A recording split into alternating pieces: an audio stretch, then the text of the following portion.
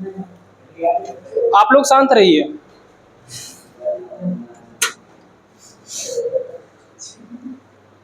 चलिए, आज हम लोग देख रहे हैं आरटीपीएस। आरटीपीएस जिसका पूरा नाम होता है राइट टू पब्लिक सर्विस, ठीक है। RTPS, right to public service, heading दीजिएगा राइट टू पब्लिक सर्विस।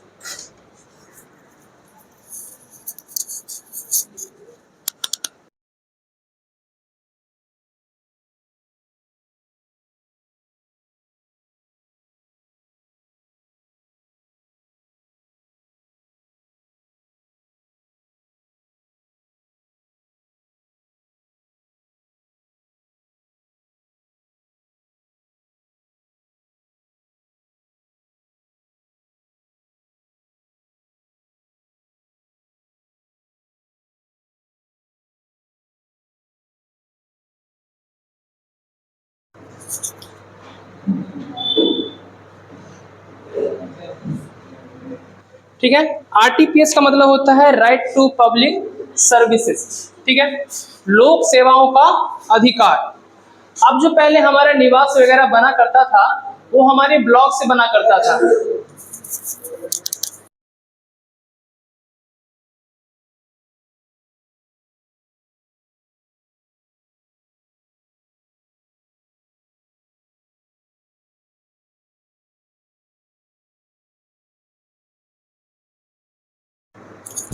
तो जो पहले हम लोग निवास जाति वगैरह बनाया करते थे तो हम अपने ब्लॉक काउंटर से बनाया करते थे, ठीक है। तो उसमें बहुत ज़्यादा समय भी लगता था, ठीक है। और क्या होता था कि इसमें इफर्ट भी ज़्यादा लगता था, वहाँ पे जाके सुबह से शाम तक खड़े रहिए, फिर एप्लीकेशन फॉर्म दीजिए, ठीक है। तो इन सभी से निजात पाने के लिए, इन सभी से राहत पाने के लिए बिहार सरकार ने इस पर थोड़ा सा विचार किया और एक साइट बनाया। खैर ये साइट पहले से प्रचलित था पर हम लोग इसका इस्तेमाल किसी दूसरे पर्पज़ के लिए कर रहे थे। फिर इस पे हम लोग को पहले जाति आवासीय बनाने के लिए पहले इस पे रजिस्टर करना पड़ता था, अपना एक अकाउंट बनाना पड़ता था आरटीपीएस पे, तभी जाके हम लोग अपना जाति आवासीय बना सकते थे। अब वो चीज़ भी हट गया, अब हम लोग डायरेक्ट अपने जाति आवासीय के लिए अप्लाई कर सकते हैं। अब हम लोग जैसे कि आरटीपीएस के साइट पे आ गए हैं, ठीक है। तो जैसे हम लोग गूगल क्रोम पे या फिर किसी भी ब्राउजर पे सर्च करेंगे आरटीपीएस तो हमारा ये सर्विस online.bihar.gov.in का वेबसाइट ओपन हो जाएगा। ये जब साइट ओपन हो जाएगा तो आपको बड़ी हेडिंग में देखने को मिलेगा लोक सेवाओं का अधिकार एवं अन्य सेवाएं, आरटीपीएस एंड अदर सर्विसेज। आप इससे जाति आवासीय के साथ साथ अपना एनसीएलसी, ईडब्ल्यूएस ये तो बना ही सकते हैं। इसके साथ साथ और भी बहुत सारा जो एप्लीकेशन है आप वो यहाँ से डाल सकते हैं, ठीक है। वो स्वास्थ्य विभाग में हो गया, परिवहन विभाग में हो गया, श्रम संसाधन विभाग हो गया, ऊर्जा विभाग हो गया, तो सभी विभागों में आप जो भी रिक्वायरमेंट्स हैं वो इनसे फुलफिल कर सकते हैं, पूरा कर सकते हैं। तो हम लोग आज देख रहे हैं सिर्फ और सिर्फ जाति आवासीय या फिर आय बनाने के क्या क्या से पैमाने हैं जो हम लोग को वो करना पड़ेगा। तो सबसे पहले है कि जाति आवासीय बनाने के लिए हम लोग सबसे पहले आरटीपीएस के साइट पे आते हैं। फिर उसके लेफ्ट वाले सेक्शन में हमें देखने को मिलता है ऑनलाइन आवेदन दें, ठीक है। इसमें हमें मिलता है लोक सेवाओं का अधिकार की सेवाएं। इसके अलावा फिर हम लोग जब नीचे आते हैं तो हमें देखने को मिलता है आवासीय प्रमाण पत्र का निर्गमन। तो अब हम लोग आवासीय बनाना है तो आवासीय पे क्लिक करेंगे तो 3 ऑप्शंस आते हैं। पहला ऑप्शन है अंचल स्तर पर, दूसरा ऑप्शन है अनुमंडल स्तर पर और तीसरा ऑप्शन है जिला स्तर पर। हम लोग एक ही बार में जिला स्तर पे नहीं बना सकते हैं। सबसे पहले हम लोग के पास अंचल स्तर पर है ना, सबसे पहला है ब्लॉक स्तर पर, अंचल स्तर पे बनेगा तभी जाके हम लोग उसको अनुमंडल स्तर पे बनाएंगे और तभी जाके हम लोग उसको जिला स्तर पे बना सकते हैं। तो सबसे पहले अंचल स्तर पे बनाने के लिए अंचल स्तर पे क्लिक करेंगे और जिनके पास बना हुआ है वो उसी सर्टिफिकेट से अनुमंडल स्तर के लिए अप्लाई कर सकते हैं और जिनका अनुमंडल स्तर का बना हुआ है वो उसी सर्टिफिकेट से जिला स्तर के लिए अप्लाई कर सकते हैं। जैसे आप सर्टिफिकेट नंबर अनुमंडल स्तर पे देंगे, अपना जो पहले से बना हुआ है सर्टिफिकेट, वही सर्टिफिकेट का नंबर आप जब इसको ओपन करेंगे अनुमंडल स्तर पर तो आपको ऐसा कुछ भी नहीं खुलेगा जिसमें आपको नाम वगैरह पूछेगा। इसमें सिर्फ पूछ रहा है आपका सर्टिफिकेट, प्रमाण पत्र का नंबर और वो कब आपका नाम, ठीक है। तो ये दोनों भरने के बाद ही आपका सारा डिटेल ऑटोमेटिक फिलअप हो जाता है, आपको कुछ भी भरना नहीं होता है। वहीं अगर अंचल स्तर का बात करें, अंचल स्तर पे अगर क्लिक करते हैं हम लोग निवास वाले पे तो हमें क्या देखने को मिलता है, एक फॉर्म देखने को मिलता है।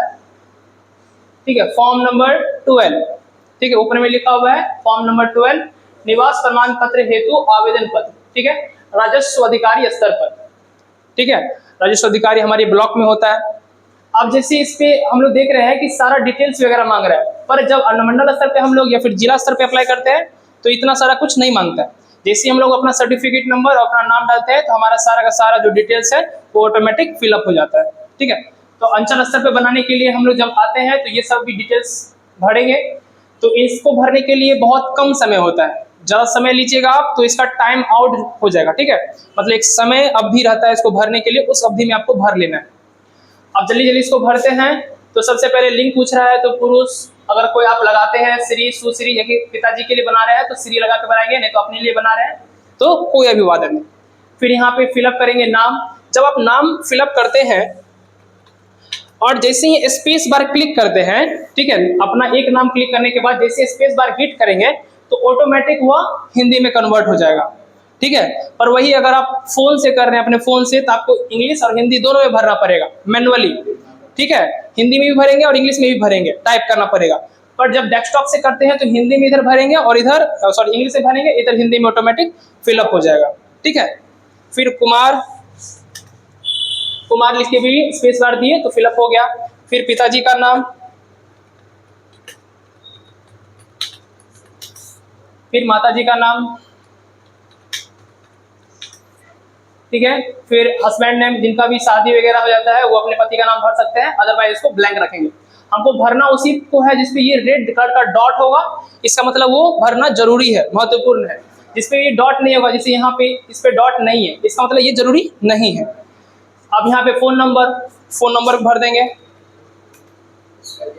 उस पे भी नहीं है पर आपको भरना जरूरी है, ये भी भरना पर जरूरी है, क्योंकि नंबर नहीं देंगे तो उसका जो एक मैसेज है, ठीक है, जो आप आवेदन करेंगे उसका एक आएगा ना रेफरेंस नंबर, ओटीपी नहीं आता है इसमें, ठीक है।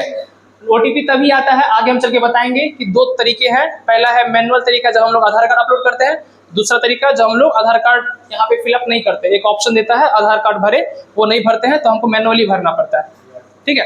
तो वो दोनों देखेंगे।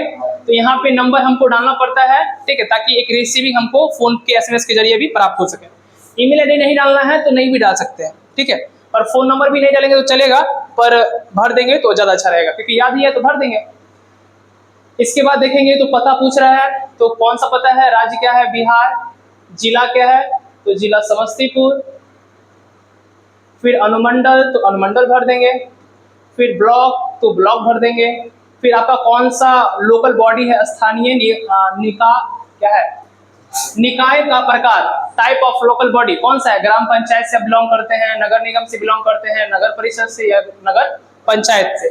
जो व्यक्ति अभी रोसड़ा में रह रहे हैं वो नगर निगम म्युनिसिपल कॉर्पोरेशन में आएंगे, जो व्यक्ति गांव से आ रहे हैं उनके लिए ग्राम पंचायत है। तो मेरा घर उदयपुर है तो वो ग्राम पंचायत में है, तो ग्राम पंचायत भर देंगे। फिर वार्ड नंबर तो वार्ड नंबर 2, और फिर ग्राम पंचायत तो ग्राम पंचायत मेरा चकथातपुरा है तो चकथातपुरा भर देंगे। फिर ग्राम कौन सा है, तो ग्राम मेरा उदयपुर है। आप देखिए, अगर आपको उदयपुर इंग्लिश में ही चाहिए तो आप इसको सिंपली लिखकर और दूसरे ऑप्शन पे जंप कर जाएंगे, नहीं अगर आपको हिंदी चाहिए तो स्पेस बार क्लिक करेंगे, ठीक है, हिंदी चाहिए तो स्पेस बार क्लिक करेंगे, अगर इंग्लिश चाहिए तो शिफ्ट के साथ स्पेस बार क्लिक करेंगे। जैसे हम UDAIPUR भर दिए, अब हमको इंग्लिश ही चाहिए तो हम लोग क्या करेंगे, शिफ्ट के साथ स्पेस बार क्लिक करेंगे, तब वो हिंदी में कन्वर्ट नहीं होगा, ठीक है। जब ट्रांसलेट नहीं चाहिए हमको, इंग्लिश में ही चाहिए, तो हम लोग शिफ्ट के साथ स्पेस बटन क्लिक करेंगे तो वो हिंदी नहीं होगा, और सिंपली जब हम लोग एक बार स्पेस बटन क्लिक करेंगे तो वो हिंदी में कन्वर्ट हो जाएगा, ठीक है। तो आगे चल के इसका भी काम आएगा। फिर डाकघर क्या है, तो डाकघर उदयपुर ही है। उदयपुर के बाद रोसड़ा, थाना कौन सा है, तो रोसड़ा है, यहाँ पे रोसड़ा। पिन कोड क्या है, तो पिन कोड 848210। फिर है यहाँ पे सेल्फ अटेस्टेड फोटो, 100 अभी प्रमाणित फोटो, ठीक है। आपको तो फोटो अभी तक बताया नहीं है कि कैसे बनाना है, तो या तो अभी आप क्या कर सकते हैं, अपना एक छोटा सा फोटो, पासपोर्ट साइज फोटो लेकर उस पर पेन से साइन करके, ठीक है, 100 अभी प्रमाणित मांग रहा है, इसका मतलब फोटो पे साइन होना चाहिए। अगर साइन नहीं रहता है तो एप्लीकेशन रिजेक्ट हो जाएगा, 10 दिन आपको वेट भी करना पड़ेगा और आपका निवास भी नहीं बनेगा। तो ऐसा नहीं करना है, आपको अपने फोटो पे हाथ से पेन से साइन कर लेना है। आगे चल के हम जब बताएंगे कि आप अपना फोटो को जब डिजिटली साइन कैसे करते हैं, मतलब क्या उस पे ऐसे पेन से नहीं साइन कर कर आप कॉपी पे पेन से साइन कर लेते हैं, फिर उसको कैसे अपने फोटो के साथ मर्ज करते हैं, ठीक है, वो बताना आगे प्रोसेस बाकी है। तब तक के लिए हम लोग क्या करेंगे, एक फोटो ले लेंगे अपना पासपोर्ट साइज और उस पर साइन करके और उसका फोटो ले लेंगे अपने फोन के कैमरा से, उसका फोटो ले लेंगे। क्या इसमें फोटो है? ठीक, एक फोटो है हमारे पास जिसमें पहले से पेन से साइन किया हुआ है, ठीक है। इसी फोटो पे हम लोग क्लिक करके इस फोटो को इंसर्ट कर लेते हैं। इस पे भी साइन है, इसका मतलब ये फोटो सही है, पर हम इसको सबमिट नहीं करेंगे क्योंकि ये फॉल्स हो सकता है एप्लीकेशन, ठीक है। बस हम आपको बताने के लिए दिखा रहे हैं। जैसे ही क्लिक करेंगे हमारा फोटो जो है अटैच हो जाएगा। अब यहाँ पे पूछ रहा है आपका आधार नंबर, ठीक है। अब यहाँ पे दो पहलू है। पहला पहलू है कि अगर आपके पास आधार कार्ड से जुड़ा मोबाइल नंबर है, ठीक है, जो आप आधार कार्ड बनाते समय अपना फोन नंबर यूज किए थे, अगर आपके पास वो नंबर है तो आप इसको आसानी से भर सकते हैं आधार नंबर को, ठीक है। और अगर आपके पास ये आधार नंबर के साथ आपका फोन नंबर अटैच नहीं है या फिर वो नंबर खो गया, किसी स्थिति में वो आपके पास नहीं है, तो आप इसको नहीं भरेंगे, ठीक है। आपके पास आधार कार्ड होगा, उसको मैन्युअली हम लोग इसमें बाद में पूछता है ऐड एंड सिक्योर करके ऑप्शन आता है, उसमें हम लोग अपने आधार कार्ड को अटैच कर लेंगे। आपको कुछ नहीं करना है, आपको दोनों साइड का आधार कार्ड का कोई छोटा सा कार्ड है तो दोनों साइड का फोटो ले लेना है और MS वर्ड की सहायता से, ठीक है, उसको अटैच कर लेना है या फिर फोटो टू PDF कर लेना है या फिर अपना आधार कार्ड ऑनलाइन डाउनलोड कर लेना है। ये भी हम बताएंगे आगे चल के आपको, ये भी बताना आपको बाकी है। ऐसे करके एक आधार डाउनलोड कर लेना है, ठीक है। हम इसी आधार को अभी क्या कि ये फेक एप्लीकेशन है, ये जेन्युइन नहीं है, तो हम लोग क्या करेंगे, इसमें कुछ भी नहीं भर सकते हैं, ठीक है। अगर इसमें आप लगा आधार नंबर भर देते हैं तो आपके नंबर पे एक OTP आएगा, ठीक है। उस OTP को जैसे ही एंटर करेंगे तो RTPS साइट क्या करेगा, आधार कार्ड से लिंक्ड हो जाएगा और आधार कार्ड वहां से डाउनलोड करके आपके एप्लीकेशन के साथ जुड़ जाएगा और तब जाके वो ब्लॉक में एप्लीकेशन सबमिट हो जाएगा, ठीक है। OTP कहीं भी आप अगर अपना आधार कार्ड का OTP देते हैं तो या तो आधार कार्ड से पैसा निकल रहा है, जो बैंक अकाउंट लिंक है उससे पैसा निकलेगा, नहीं तो वो आपके आधार कार्ड को डाउनलोड करने के लिए OTP पूछ रहा है, ठीक है। तो हमेशा OTP देने से पहले ये बात पता कर लीजिए कि ये मेरा पैसा कट रहा है कि मेरा आधार कार्ड जो है वो डाउनलोड हो रहा है, ठीक है। तो यहाँ पे जैसे कि हम मेरे पास अभी आधार, क्योंकि वो फॉल्स एप्लीकेशन है तो आधार कार्ड भर नहीं सकते हैं, तो मैन्युअली हम आपको बाद में भर के दिखाएंगे। इसके बाद फिर है आवेदन करने का उद्देश्य क्या है, तो अगर आप सर्टिफिकेट सिर्फ चाहते हैं, रेसिडेंस सर्टिफिकेट, अभी देखिए रेसिडेंस हिंदी में आ गया, हमको इंग्लिश में ही चाहिए था, तो RESIDENCE शिफ्ट के साथ स्पेस, ठीक है, और फिर सर्टिफिकेट CRTIFICATE, ठीक है। निवास का प्रकार अस्थाई। इसके बाद नीचे कैप्चा आएगा, इस कैप्चा को आपको यहाँ पे भर देना 399453। कैप्चा भरने के बाद यहाँ पे प्रोसीड करेंगे, पर मेरे ख्याल से समय बहुत ज़्यादा हो चुका है इसलिए टाइम आउट हो जाएगा। तो छूट गया है क्या, रॉन्ग कैप्चा, मेरे ख्याल से समय बहुत ज़्यादा हो गया है 125279।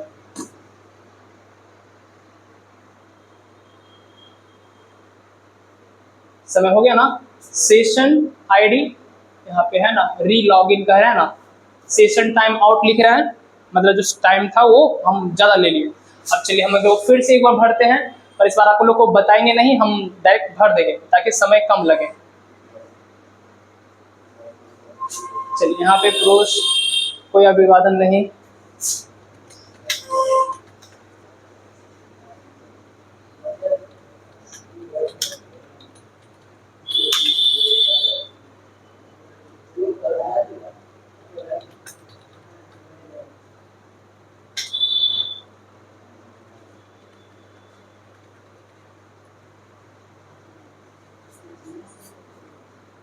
ठीक है। अगर आपको दूसरे ऑप्शन पे जंप करना है तो माउस का यूज नहीं करना है, किसका यूज करना है, टैब का। जैसे टैब पे क्लिक करते हैं आप दूसरे ऑप्शन पे जंप कर जाएंगे, पर ये सब भरने वाला है इसलिए हम लोग मैन्युअली माउस से भर रहे हैं।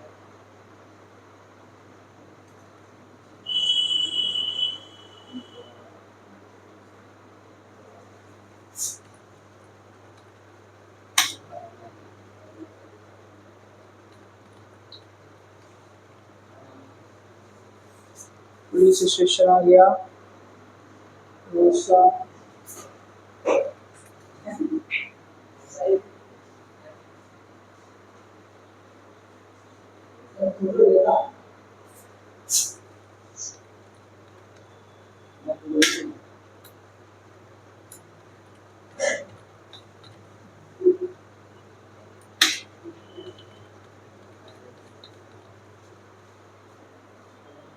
कैप्चा फिलअप कर देंगे 627533, प्रोसीड करेंगे।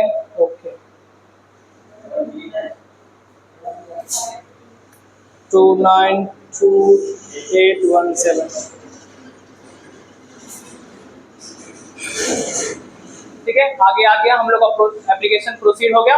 एक बार मैच कर लेंगे जो एप्लीकेशन हम लोग डाल रहे हैं वो सही है कि नहीं, ठीक है। अगर ये सब कुछ सही रहेगा तो यहाँ पे, क्योंकि हम लोग आधार कार्ड नहीं भरे थे इसलिए यहाँ पे ऐड एंड सिक्योर भर रहा है, मैं पूछ रहा है। अगर आधार कार्ड वाला वहाँ जो ऑप्शन था उसको भर देते तो OTP आता तो डायरेक्ट यहाँ पे सबमिट का ऑप्शन आता, ठीक है। तो अभी हम लोग आधार कार्ड नहीं भरे हैं तो ऐड एंड सिक्योर पे क्लिक करेंगे और यहाँ से है ना दस्तावेज चूज करें। तो जो भी आपके पास है, जैसे वोटर ID कार्ड, सॉरी निर्वाचन प्रमाण पत्र, पहचान पत्र, निर्वाचन क्या होता है, वोटर ID कार्ड को कहते हैं क्या, पर वो यहाँ पे मतदान अलग बोल रहे हैं, निर्वाचन नहीं, सॉरी निर्वाचन के लिए नहीं आता है एक प्रमाण पत्र, सर वो पूछ रहा है। एक वोटर ID कार्ड के साथ ही एक आता है, हाँ इलेक्शन, हाँ वो वाला।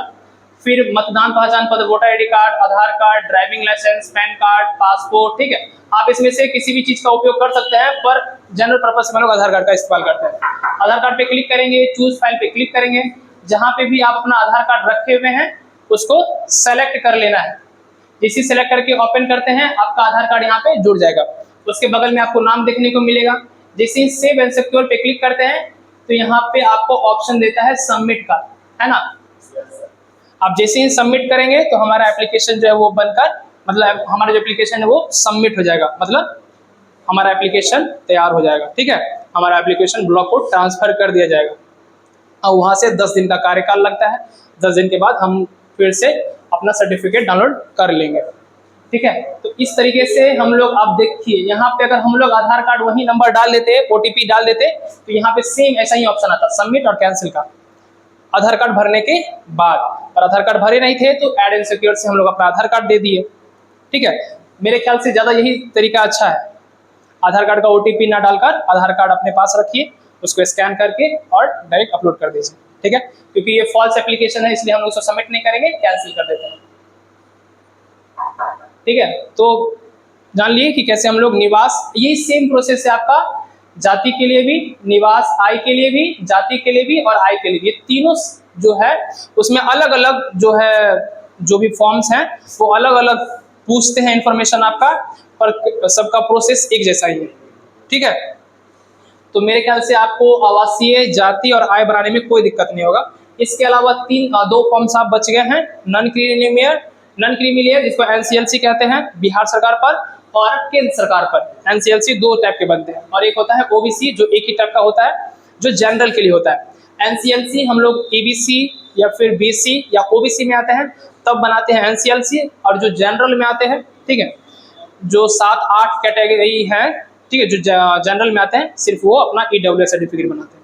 बाकी SC ST के लिए कोई नहीं है, बस सिर्फ उसका जाति प्रमाण पत्र बनता है, और बाकी जितने भी जनरल है वो EWS बनाते हैं, और OBC EBC वाले NCLC बनाते हैं, ठीक है। EWS इकोनॉमिकल वीकर सेक्शन होता है, जो आर्थिक रूप से कमजोर वर्ग के होते हैं वो बनाते हैं, ठीक है। मतलब जनरल कैटेगरी में भी सब, जनरल से जो नहीं आते हैं जनरल में ही, जो आर्थिक रूप से कमजोर होते हैं, मतलब इकोनॉमिकल, पैसे की तंगी होती है, वो वैसे व्यक्ति बनाते हैं, जिसे उससे कुछ उस सर्टिफिकेट को बनाने से कुछ छूट मिल जाता है, कोई वगैरह फॉर्म वगैरह है तो उसमें छूट मिल जाता है। देखेंगे जहाँ पे जनरल के लिए 1000 रुपये का फॉर्म लग रहा है, वहाँ पे EWS के लिए 800 या 500 रुपये का फॉर्म लगता है। लड़कियों के लिए छूट होता है, SC ST के लिए छूट होता है, ठीक है। तो इस तरीके से ये सब फॉर्म हमारे लिए हेल्पफुल होता है। NCLC डॉक्यूमेंट भी थोड़ा सा मदद करता है OBC या EBC को, उतने खास पैमाने पर नहीं करता है, पर थोड़ा बहुत जगह पे करता है। पैसे में छूट दे देना, या फिर कोई जॉब हो रहा है उसमें छूट दे देना, ठीक है।